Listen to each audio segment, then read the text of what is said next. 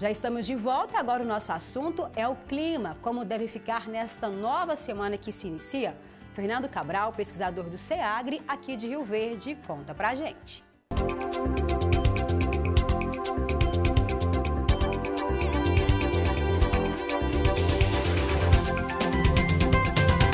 Olá pessoal, conforme a previsão do Sistema de Informações Agrometeorológicas para o sudoeste do estado de Goiás, a primeira semana do mês de dezembro deve ter características típicas a essa, onde estou aqui hoje, nessa lavoura de soja, em que teremos uma semana com chuvas dentro da média para a nossa região e temperaturas também, que serão amenas, até um pouco abaixo do esperado, com em alguns dias podendo superar aí os 30 graus durante a tarde. Isso são condições muito favoráveis para a cultura da soja que estamos tendo nos últimos dias e que teremos nessa semana, em que nós temos a presença de chuva, acumulados significativos dentro ou até acima da média para a região, mas também a presença de sol, sem ser dias totalmente nublados. Isso também será a previsão para essa nossa semana a partir de hoje, domingo. Isso são condições muito favoráveis para que a soja ela tenha aí um bom crescimento, um bom desenvolvimento e estabeleça um bom potencial produtivo, além também de permitir as operações agrícolas. Bom, a previsão então, pessoal, é para que, com destaque principalmente para quarta-feira, sexta-feira à noite e sábado, é onde a gente vai ter os maiores acumulados, devido aí a ações de diversos sistemas, como sistemas frontais, mudanças de ventos que devem favorecer isso. Então, são os dias que vão ter o maior acumulado, ocorrendo tempestades, até mesmo tempestades intensas em algumas localidades, principalmente no sábado, os municípios mais ao sul do sudoeste. Já nos demais dias, terá a presença de chuvas, mas elas serão mais localmente intensas, principalmente durante a tarde, ou seja, bem característicos, mais semelhantes ao nosso verão, tá bom? Então, uma semana aí, com condições meteorológicas de modo geral muito boas para a nossa safra da soja aqui no sudoeste do estado de Goiás. Um grande abraço a todos e até mais. Valeu, Fernando Cabral, pelas suas informações e participação aqui no AgroSucesso. Agricultores do país inteiro querem a aprovação do projeto que regulamenta a produção de bioinsumos dentro das fazendas. A intenção dos parlamentares do agro é que isso ocorra até o fim deste ano, para que haja segurança jurídica para todos os envolvidos e a produção de alimentos saudáveis não seja comprometida. A Fazenda Malunga, considerada como uma das maiores produtoras de hortaliças orgânicas da América Latina, fica a cerca de 60 quilômetros do centro de Brasília. Ela produz cerca de 9 mil quilos de alimentos orgânicos por dia e mais de 3 mil toneladas por ano. Mas o que torna a produção um sucesso são as práticas sustentáveis, já que a propriedade produz os próprios bioinsumos. Eu falo que a agronomia e medicina estão andando juntos paralelamente. A medicina falando muito do microbioma intestinal e descobrindo tudo, dizendo que a saúde está ali, com os micro-organismos, com os probióticos, com os prebióticos. E a gente no microbioma de solo, a agronomia no microbioma de solo. Então, a parte dos micro-organismos, essa interação com as plantas, que cada dia se avança mais, é o grande segredo de ter uma produção, uma produtividade de alimentos saudáveis, livres dessas substâncias químicas que o mundo não quer mais. Eu sei que ainda é necessário, mas o caminho é o bioinsumo, o caminho é o micro-organismo, são os bioinsumos baseados em extratos de plantas, baseados nos pós de rocha e etc., que vão fazer a gente ter a condição de produzir um alimento de verdade, remineralizado e saudável. Aqui nessa plantação de tomates orgânicos, os bioinsumos são fundamentais. Eles podem ser aplicados por pulverização ou via solo. Isso torna o fruto ainda mais saboroso, deixa a raiz ainda mais forte e uma planta mais equilibrada, além de ser um aliado no bolso do produtor rural.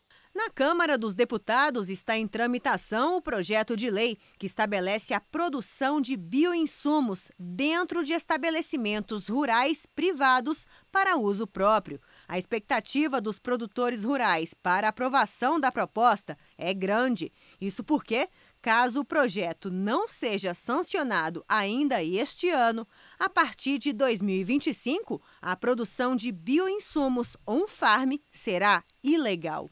Nós estamos absolutamente confiantes de que o relatório que o deputado Sérgio Souza deverá apresentar até a próxima semana ao projeto de lei de bioinsumos que tramita na Câmara dos Deputados terá uma configuração absolutamente garantidora da manutenção do direito do agricultor continuar produzindo bioinsumos para uso próprio e garantidor de um regime de registro justo e equilibrado para as indústrias. Segundo o deputado Sérgio Souza, integrante da FPA e relator do projeto de lei sobre o marco regulatório de bioinsumos, a proposta tem sido debatida com mais de 50 entidades do setor e órgãos do governo para garantir a produção em biofábricas nas propriedades, sem colocar os pequenos produtores rurais na irregularidade. Nós somos um país tropical e demandamos muito por defensivos agropecuários. A exigência do consumidor, não só o brasileiro, mas também o estrangeiro, aquele para onde nós exportamos o nosso excedente, é cada vez mais por produtos com melhor qualidade. E também nós buscamos a redução do custo de produção e o aumento da produtividade. E a questão dos bioinsumos é algo que vem crescendo exponencialmente nos últimos anos, a escala é de 20% e 30% ao ano, e o produtor aprendeu a usar o bioinsumo. Já temos aí quase 60% dos produtores rurais do Brasil utilizando os bioinsumos. O Brasil é líder mundial na produção e uso de bioinsumos, com mais de 23 milhões de hectares tratados em 2023, segundo o Ministério da Agricultura e Pecuária. Mais de 60% dos agricultores brasileiros adotam biopesticidas e biofertilizantes, contra os 33% dos produtores na Europa. Nesse processo de transformação, os bioinsumos têm desempenhado um papel crucial para tornar o Brasil protagonista no setor. Esse setor já movimenta mais de US$1 bilhão ao ano e cresce a uma taxa 4 vezes superior à média global. E está presente em cerca de 1/4 de todas as áreas cultivadas no Brasil.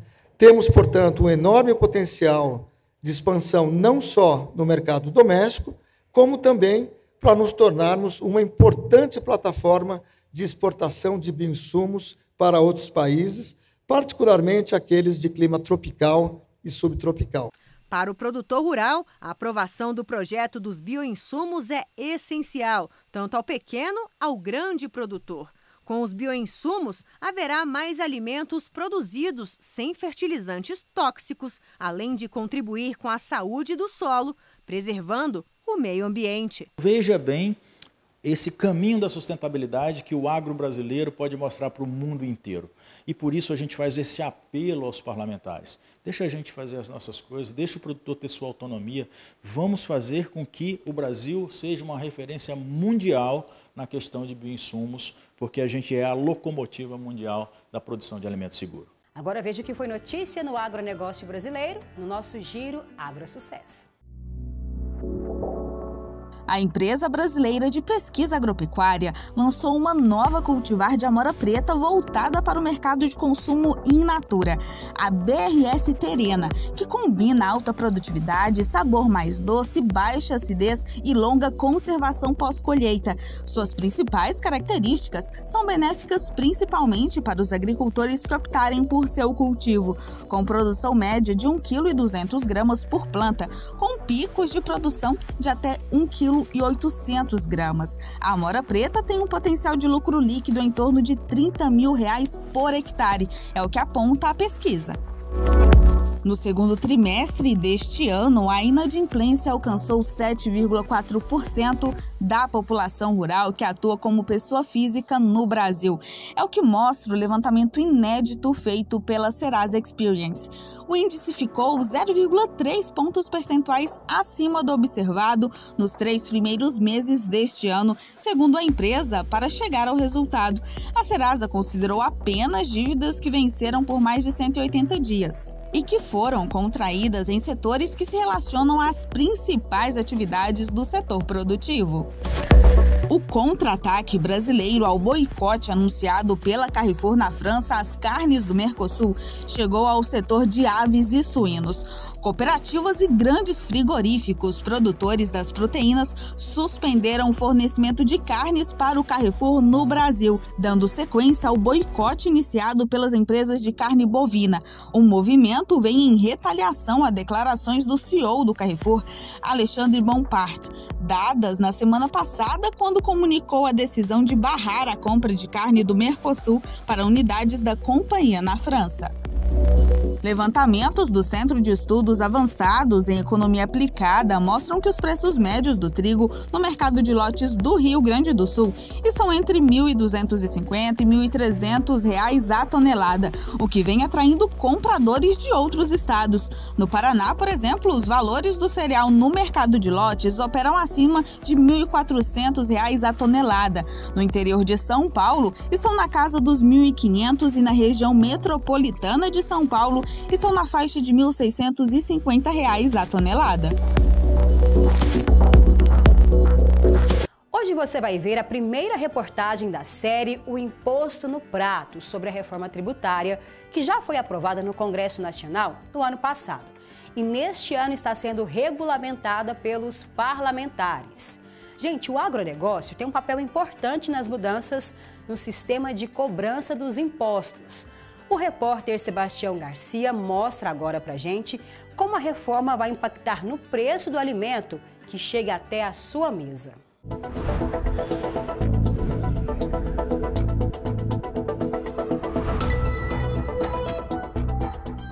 Descalabro que se tornou o sistema tributário brasileiro. Manicômio tributário. Manicômio tributário nesse país. É um consenso, todo mundo concorda. Governo, empresários, você, cidadão, sabemos e sentimos no bolso o peso dos impostos no Brasil. É difícil saber o quanto se paga, mas não se tem dúvida de que se paga. E muito. A gente acha que paga mais imposto do que preço das coisas. Tem vários siglazinhos ali, vários nomezinhos que a pessoa não entende o que significa. Tem nem ideia. O que acontece no nosso bolso hoje é reflexo não só do custo, mas também da dinâmica que se tem no Brasil. Dinâmica para produzir no campo, para fazer o beneficiamento na indústria. Não é de hoje que se discute a necessidade de diminuir a carga, de facilitar o processo. Desde a Constituição de 1988, já foram editadas aqui no Brasil mais de 492 mil normas tributárias, 2 pelo menos por hora. A proposta de emenda à Constituição agora com a reforma é histórica, dizem os especialistas. Vai mudar a forma como a gente paga impostos e vai melhorar, inclusive, depois, o nosso poder de compra. Por conta da reforma tributária, daqui a 15 anos, cada brasileiro, em média, vai ter o seu poder de compra aumentado em pelo menos 10% por causa das mudanças que estão sendo feitas no sistema tributário. Vamos entender, na série de reportagens esta semana, o que é a nova reforma e por que ela é necessária. Conversamos com especialistas, parlamentares, produtores rurais e cidadãos brasileiros para entender a importância e os impactos da reforma no Brasil, com foco no agronegócio. O que muda no campo e no seu prato com a nova tributação da cesta básica. Como está a tramitação da reforma no Congresso e qual o futuro da economia do Brasil a partir dessa mudança. Que seja mais fácil produzir, principalmente que sobre mais dinheiro na mão de quem produz. Quanto menos imposto, mais dinheiro para a gente, mais a economia gira e acaba que o governo arrecada até mais. Mais uma pausa nesta manhã, mas daqui a pouco eu estou de volta para bater um papo com o tenente da Polícia Ambiental aqui de Rio Verde, Wellington Machado. Nós vamos falar da fiscalização e da Operação Piracema aqui no estado. É daqui a pouquinho.